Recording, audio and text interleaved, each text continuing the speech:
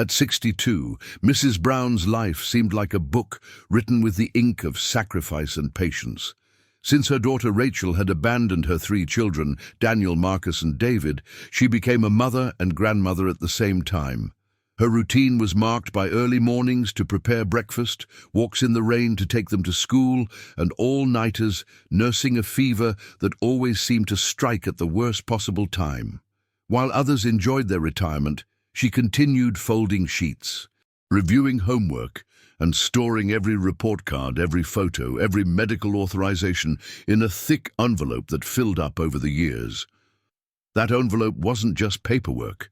It was silent proof that, although life had taken almost everything from her, it would never take away the love and responsibility she felt for those 3 boys. Mrs. Brown had learned to live with little. After the death of her husband, who had been a firm father figure to the children, the household was reduced to just her and the 3 young children. Her hands, hardened by work and sewing, became the tool with which she kept the house running. She gave up travel, friends, and her own health so that they could have a decent childhood. Many thought that this woman with silver hair and tired eyes lived in silence, but in reality, she carried a constant storm inside. The fear of getting sick and not being able to care for them, the anguish that one day someone would question her role as a surrogate mother, and the hope, still intact, that life would reward so much effort with a little peace. As the years passed, Daniel, Marcus, and David grew up knowing that their grandmother was their true refuge. Each developed their own personalities under the roof of that modest but warm house. Daniel, the eldest, became responsible and protective. Marcus, with a restless nature, always found ways to make her laugh in the midst of difficulties, and David, the youngest, had a disarming sensitivity. On their birthdays, there were no lavish parties or expensive gifts, but rather homemade cakes, candles lit with enthusiasm, and laughter shared around a simple table. For them, the absence of a mother did not exist, because they never stopped feeling the overflowing love of their grandmother, who filled every void with tenderness and perseverance. However, what seemed like a life marked by sacrifice, but also by stability, was suddenly shattered when Rachel, the daughter who had disappeared without explanation, decided to return almost 20 years later. She didn't appear alone or with tears of regret. She arrived accompanied by lawyers and legal documents that spoke of custody and parental rights.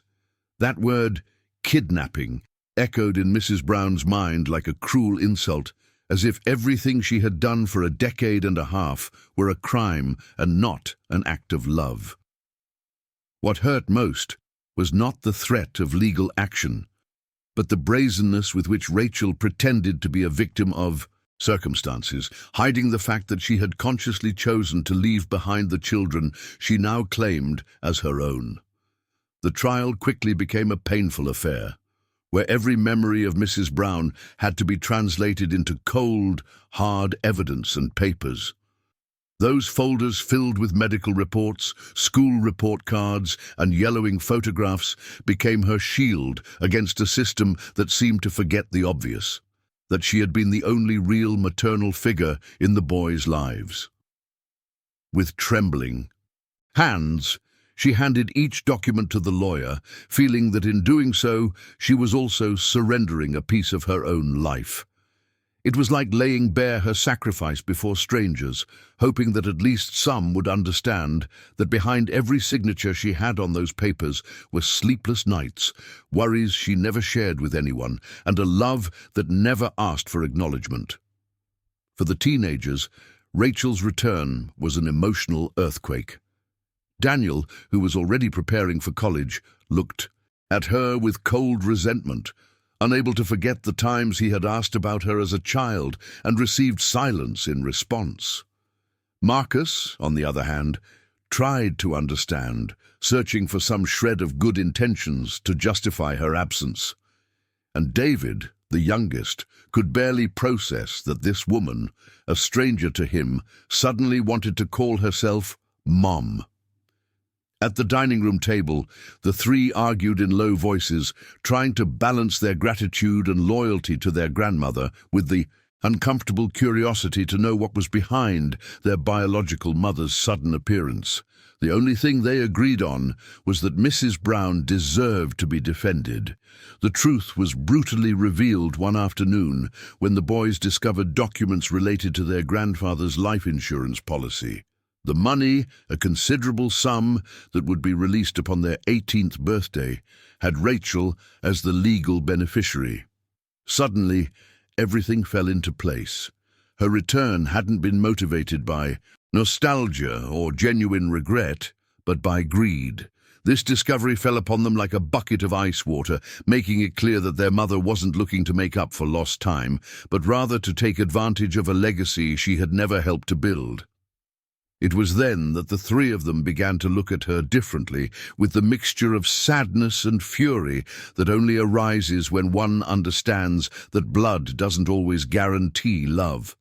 Mrs. Brown, upon learning of this, wasn't entirely surprised.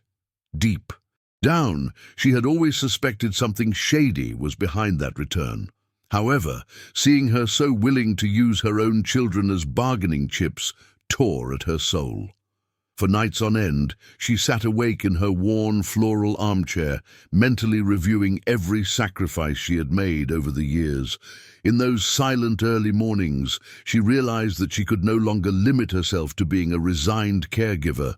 She had to transform herself into an active protector, someone capable of facing her daughter with the same firmness with which she had faced life.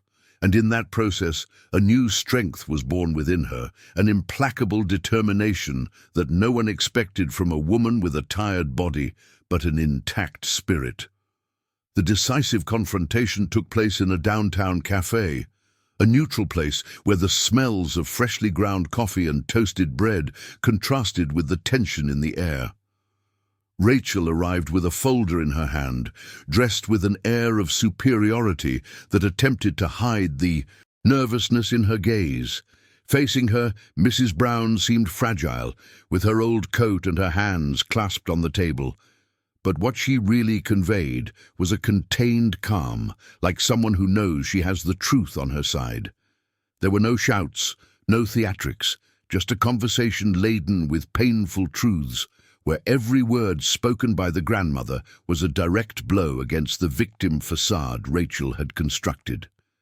Mrs. Brown firmly laid out documents demonstrating how, while her children grew up, without a mother, Rachel lived a life of luxury with a husband implicated in criminal investigations. She showed travel receipts, shopping records, and evidence of her financial bankruptcy, all while pretending to have been mired in a postpartum depression that never existed. Rachel tried to interrupt, to raise her voice, but each attempt was smothered by the clarity of the evidence and the implacable serenity of this undeterred woman. For the first time in a long time, the roles seemed to be reversed. The biological mother was exposed as an imposter, and the grandmother stood as the true guardian of the boy's history and future. The entire cafe seemed to hold its breath as the tension thickened. Rachel, unable to meet her mother's gaze, began drumming her fingers on the table, a nervous gesture that betrayed the insecurity behind her haughty facade. Mrs. Brown, on the other hand, spoke with the serenity of someone who has waited a lifetime to utter those words. Every memory she mentioned, the fevers treated in the early morning, the permission slips signed at school, the drawings stored in boxes, were nails in the coffin of Rachel's lie. There were no judges or lawyers in that cafe, but everyone present could sense who was telling the truth and who was merely trying to escape it. That conversation marked a turning point. The three boys, sitting at a nearby table, listened in silence, their hearts pounding. For them, it wasn't just a family argument, but confirmation of something they already suspected, that the woman trying to reappear as a mother wasn't doing it out of love, but out of self-interest. Marcus, the most impulsive, clenched his fists under the table, holding back the urge to scream. Daniel remained icy calm, but his eyes reflected deep contempt, and David, with tears still in his eyes, understood that this moment was definitively robbing him of his dream of having a mother. When Mrs. Brown finished speaking, none of them had any doubts about where their true home was. After that meeting, the legal process took an unexpected turn. Rachel's lawyers attempted to discredit the evidence presented by Mrs. Brown, but the documents were too strong. School reports signed by principals, medical records authorized only by her, photographs of each stage of her growth where her mother was conspicuously absent. The grandmother's folder became a symbol, a living archive of 15 years of silent dedication. What for Rachel was a cold file, for the judges began to be seen as the chronicle of an entire life dedicated to protecting and raising 3 children who owed nothing to their biological mother. It was then that the scandal broke. A parallel investigation revealed that Rachel and her husband were involved in financial fraud, money laundering, and a scam network that had been under the scrutiny of the authorities for years. The news hit the courtroom like a bombshell. The supposed mother who had been trying to get her children back now appeared to be a potential criminal. For the children, it was a crushing but liberating blow. There was no longer room for doubt or nostalgia. What was left before them was not a repentant mother, but a woman trapped in her own lies and crimes, unable to offer them anything resembling a home. Rachel's arrest was not long in coming. One grey morning, as she attempted to reappear in court, federal agents intercepted her, handcuffs flashing in the lights of their cameras. The scene was broadcast on local newscasts and talked about in the neighborhood hallways, making it clear that the return of the long-lost mother had been nothing more than a sham driven by ambition. For Mrs. Brown, seeing her daughter in that situation was a mixture of relief and pain. Relief because the truth was finally being exposed, and pain because no mother dreams of seeing her daughter led off to a jail cell. However, she understood that it was the inevitable price of years of selfish decisions. Rachel, even behind bars, didn't abandon her attempts at manipulation. She sent letters asking to negotiate. She offered to withdraw from the custody process in exchange for legal help, as if she could still use her own children as bargaining chips. But Mrs. Brown's response was firm and definitive. There would be no pacts, no new opportunities to repeat the cycle of abandonment and betrayal.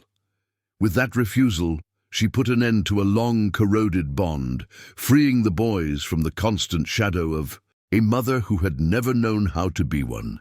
It was the first time in years that she felt truly in control of their story.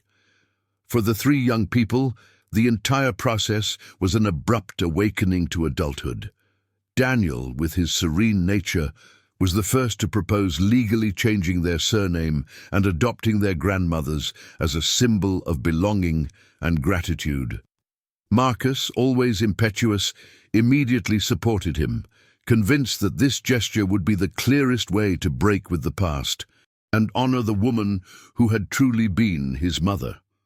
David, although more sensitive and fearful, eventually understood that this change did not erase their roots, but rather reaffirmed the truth. Family is built on presence, not excuses.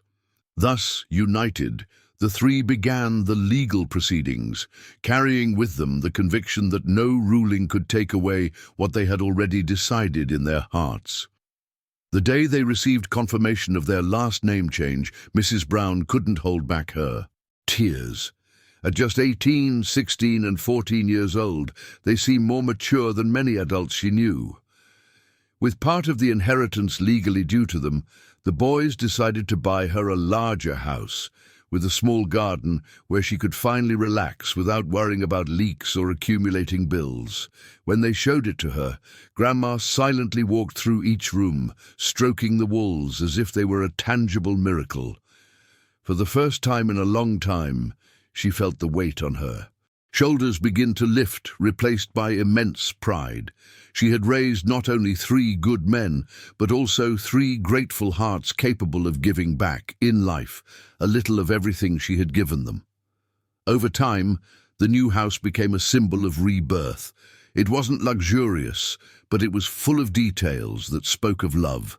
A new armchair replacing the old one with worn-out flowers, a shelf filled with family photographs instead of court files, and a garden where Mrs. Brown learned to plant rose bushes that bloomed every spring. There, each shared meal became a ritual of celebration for the life they had managed to build together. The neighbors regarded her with respect, recognizing in this woman with her slow steps and steady gaze someone who had fought silent battles and won them. Rachel, on the other hand, served her sentence far from them, carrying the weight of her choices. The newspapers barely mentioned her name when she appeared in a court report, and little by little she faded into oblivion. For the boys, that absence no longer hurt. They had learned to live without her since childhood, and now they understood that you can't miss what you never had. Mrs. Brown no longer spoke ill of her daughter, but neither did she allow her shadow to return to darken the peace they had achieved. The silence about Rachel was, in itself, a decision. To close a chapter without hatred, but also without second chances. Over the years, Daniel entered college and became an exemplary young man, determined to study law, inspired by everything he experienced in court. He said he wanted to defend families like his own, those fighting against systems that often failed to understand love or silent sacrifice. Marcus, with his tireless energy, gravitated toward music, transforming each painful experience into lyrics and chords that moved those who listened. David, the most sensitive, found his way into nursing, determined to care for others as his grandmother had always cared for them. Each of them, in their own way, carried within them the indelible mark of Mrs. Brown, who had shaped their lives with effort and tenderness. The house was filled with visitors and celebrations, and each of the boys' return became a simple but vibrant celebration. Mrs. Brown, sitting in her garden chair, watched them chat and laugh, with that mixture of pride and relief that only those who know the sacrifice was worth it feel. Sometimes at dusk, when silence fell and the kitchen lights were left on, she would think about everything she had been through, the nights of uncertainty, the hidden tears, the humiliations in court. And yet, looking at her grandchildren, now grown men, she understood that she had triumphed in the only way that matters, by becoming the root that sustained and gave strength to an entire family. The peace that surrounded her didn't mean forgetting, but learning. Mrs. Brown understood that life had taken so much from her: youth, health, personal dreams. However, it had also given her what mattered most, the certainty of having built a legacy based on love and perseverance. Every scar on her hands was a testament to silent battles won day after day, and every wrinkle on her face held a story of resilience. It wasn't about living without pain, but about having transformed that pain into strength. So little by little she learned to walk more lightly, like someone who knows she doesn't owe the world any explanations. The boys, now grown men, never missed an opportunity to remind her how much they valued her. At Christmas, on birthdays, even on ordinary days, they found ways to surprise her. A bouquet of flowers on the table, a framed drawing of the old house, a dedicated song on the local radio. She greeted each gesture with unshed tears, understanding that what she had sown over 15 years of sacrifice now blossomed into gratitude and tenderness. Mrs. Brown was no longer just a nurturing grandmother. She was the matriarch of a family that had learned that true love is not measured in words, but in presence. Rachel's memory, though distant, continued to surface occasionally in casual conversations, not with resentment, but as an example of what it means to choose one's paths poorly. Daniel often said that thanks to that past, they had learned to distinguish between true love and disguised self-interest. Marcus, more impulsive, saw in her a warning of what happens when one allows oneself to be consumed by ambition.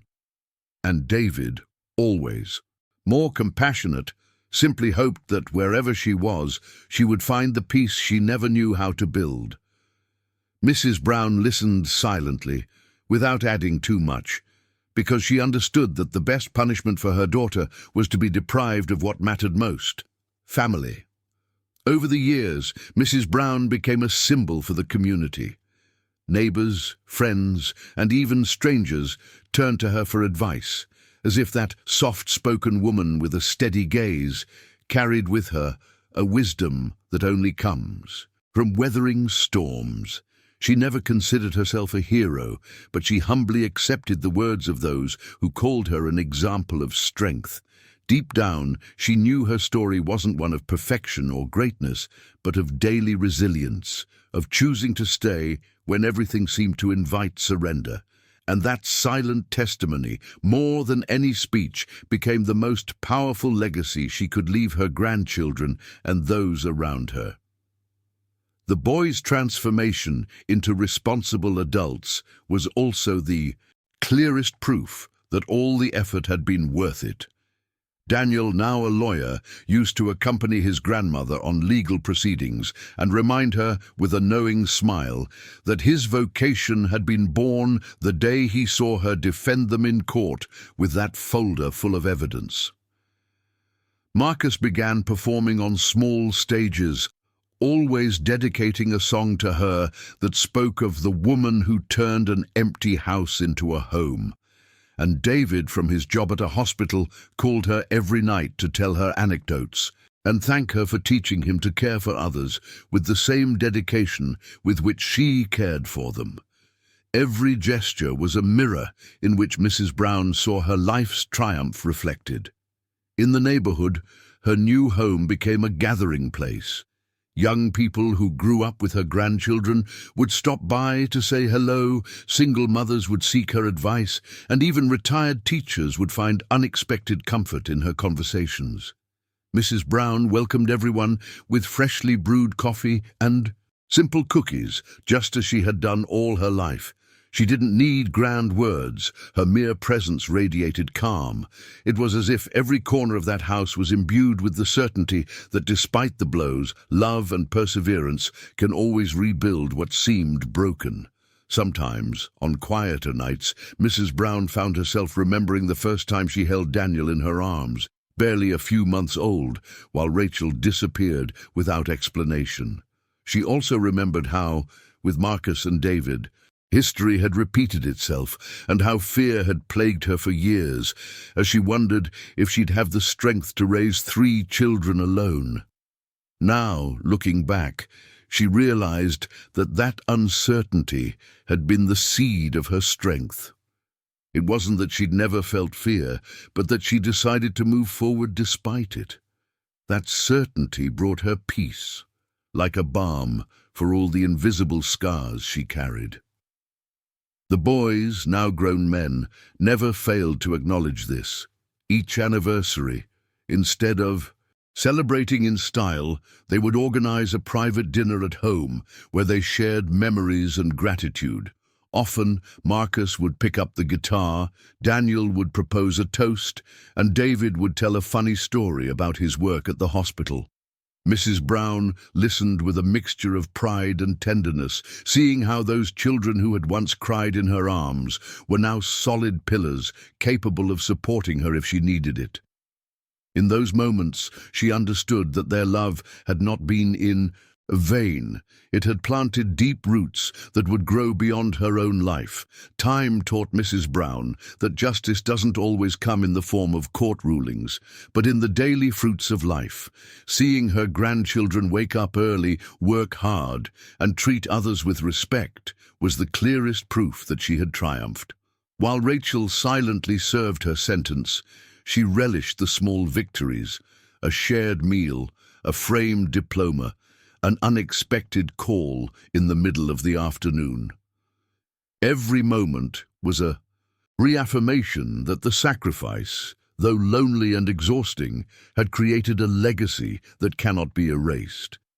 Neighbors often said that Mrs. Brown radiated a peace that was difficult to explain, as if her grey gaze held secrets that only pain and resilience could reveal. She smiled at these comments because she knew that what she was conveying was nothing less than the truth, that of a woman who had been on the verge of losing everything, but who decided to stay standing. She didn't need public recognition or medals. All she longed for was to continue watching her grandchildren grow, love, and build the life she could never have. That was her reward, and also her justice. Over the years, the Brown family's story began to be told in the community as an example of overcoming obstacles. It wasn't uncommon for someone to mention how a grandmother, with nothing but determination and love, had managed to raise 3 upright men despite absences and betrayals. Some compared her to an oak tree, strong, windproof, and capable of providing shade even on the hottest days. She listened to these comparisons with humility, convinced that she had simply done what needed to be done. However, deep down, she acknowledged that she had faced storms that would have brought down anyone, and that certainty gave her a silent pride. One day, while watering her rose bushes, Mrs. Brown realized she no longer thought of Rachel with the same bitterness as before. Not because she had forgiven her, but because she had learned to stop giving her space in her heart.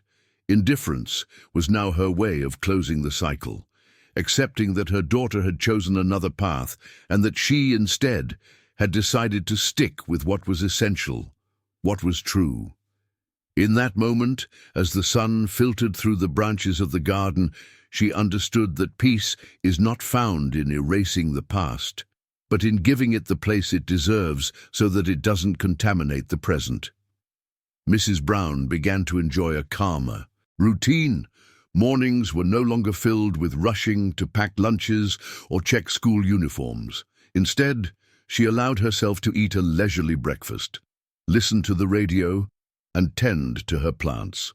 Still, she always found ways to stay active. She volunteered at the neighborhood library and helped other grandmothers who, like her, were raising their grandchildren. That support network became a circle of trust, where stories of sacrifice intertwined, reminding her that she was not alone on her journey and that her experience could serve to illuminate that of others. The boys, for their part, never left her side. Although each was beginning to forge their own destiny, they returned home every weekend, as if that small refuge remained the center of gravity of their lives. The dining room table, witness to so many tears and arguments, was now filled with laughter, shared projects, and dreams. It was there that Daniel discussed his legal cases, Marcus played an improvised melody, and David recounted anecdotes about grateful patience. For Mrs. Brown, those moments were the true reward, proving that despite the wounds of the past, they had learned to build a future through love. As time passed, Grandma began to notice how the community viewed her as a silent example of resilience. Young mothers asked her for advice on how to parent with patience, and even some men in the neighborhood recognized in her a strength that inspired their respect. She responded with humility, remembering that there was no magic formula, only the decision to stay when others left. In those conversations, she understood that her story was no longer hers alone, but had become a living lesson for those struggling with their own family battles. One day, when she received an unexpected visit from a retired judge who had handled part of the case, she heard words that moved her deeply.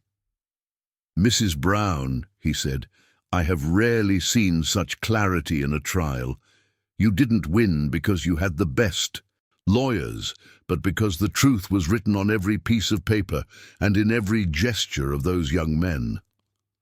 That statement reassured her that everything she had experienced, however painful it had not been in vain. It was external confirmation of what she already felt inside, that true justice is not only served in the courts, but in everyday life. Rachel's life, meanwhile, took a very different course. After her conviction for fraud and money laundering, she was transferred to a state prison, where her name gradually faded into obscurity. Some distant relatives tried to contact her at first, but soon grew tired of the excuses and false promises. Her story, which once might have been one of redemption, ended up becoming an example of how blind ambition can destroy all bonds. The boys rarely spoke of her, and when they did, it was without hatred or nostalgia, simply as a shadow that no longer had a place in their present. Mrs. Brown learned to live with that permanent absence, like someone living with a scar. At first it hurt, then it stopped bothering her, and finally it became a reminder of what should never be repeated. Every time she saw her grandchildren facing life's challenges with courage and honesty, she felt that the wound had been worth it.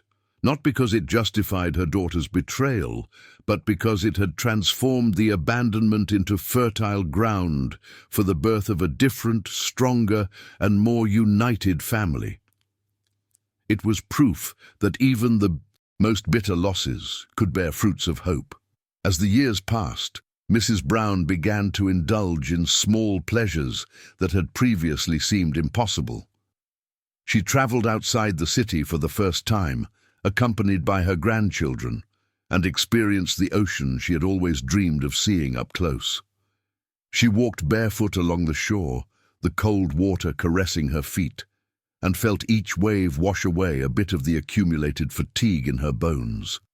For the boys, seeing her laugh like a child was an unforgettable moment, a well-deserved reward for someone who had given so much without expecting anything in return. At home, the rose bushes in the garden became her personal symbol of resilience. Each spring they bloomed stronger, as if reflecting Grandma's own life, marked by harsh winters, but always capable of rebirth. Sitting on her wooden bench, she watched the flowers open their petals to the sun and thought about the path they had traveled. There were tears in their story, yes, but also an abundance of love that overcame any sadness. In those moments of calm, she understood that her greatest victory was not in having won a lawsuit, but in having built a home where her grandchildren could grow up without fear and with dignity. Her grandchildren, now adults, never ceased to surround her with affection. Daniel, who worked at a respected law firm, returned every weekend to share anecdotes from the cases he defended for broken families, inspired by his own. Marcus traveled with his guitar to different places, but always returned with new songs he composed with her in mind, reminding her that her voice had been his first glimmer of applause. And David, in his white nurse's coat, appeared with flowers in his hand whenever he could, saying it was his way of thanking her for caring for him when no one else would. Each of their gestures confirmed that Grandma had achieved the unthinkable, breaking the cycle of abandonment and transforming the hurt into love. Mrs. Brown needed no further proof of triumph than those looks of gratitude. At night, when she closed the door to her house, she felt accompanied even in the silence. Sometimes she would open that old envelope filled with photos, reports, and signed permission slips and leaf through it calmly. She no longer saw it as a shield of defense, but as a testament to life, a tangible memory of everything she had endured. She put it back in the closet, knowing that, although the papers might wear down over the years, the legacy they represented would live on in the hearts of the 3 men she had raised as sons. Over time, Mrs. Brown's house became a gathering place on important occasions. At Christmas, the grandchildren would decorate the tree with handmade ornaments, each bauble bearing a memory of the years they had shared. On birthdays, the table would be filled with simple but lovingly prepared dishes, and there was always a place reserved for someone new, a friend, a partner, a co-worker. The family grew, not only in number but in affection, and Grandma watched with pride as the home she had built with so much effort transformed into a refuge open to all. She herself began to tell her story at community gatherings, encouraging other grandmothers and mothers not to give up in the face of adversity. She did so in simple, undramatic words, recounting how she had learned that perseverance outweighs abandonment. Many women found the strength to carry on in her testimony, and some young people listened attentively, discovering in her words a wisdom distinct from that of books. Mrs. Brown never sought recognition, but in these gatherings she understood that her experience could be a seed of hope for others, and this gave her a satisfaction that no material inheritance could match. The years passed, and although Mrs. Brown's body began to show signs of fatigue, her spirit remained unbreakable. Every new wrinkle on her face was a map of battles fought and won, and every grey hair was a reminder that she had endured when others had surrendered. Her grandchildren, now grown men, cared for her devotedly, aware that her strength had been the foundation upon which they built their lives. For them, she wasn't just the grandmother who had raised them. She was the root of their identity, the compass that taught them to distinguish between true love and disguised interest. The end of the story came not with grand announcements or headlines, but with the serene calm of days well lived. Rachel remained at a distance, trapped in the consequences of her own decisions, while Mrs. Brown enjoyed the peace she had longed for. In the garden, surrounded by blooming rose bushes and the laughter of her grown grandchildren, she found the true definition of justice, not the kind handed down by judges, but the kind achieved with every act of love sustained over time. And so, with a light heart, she understood that her legacy was assured, a united, grateful, and strong family, born of her sacrifice and her unwavering faith in the power of caring.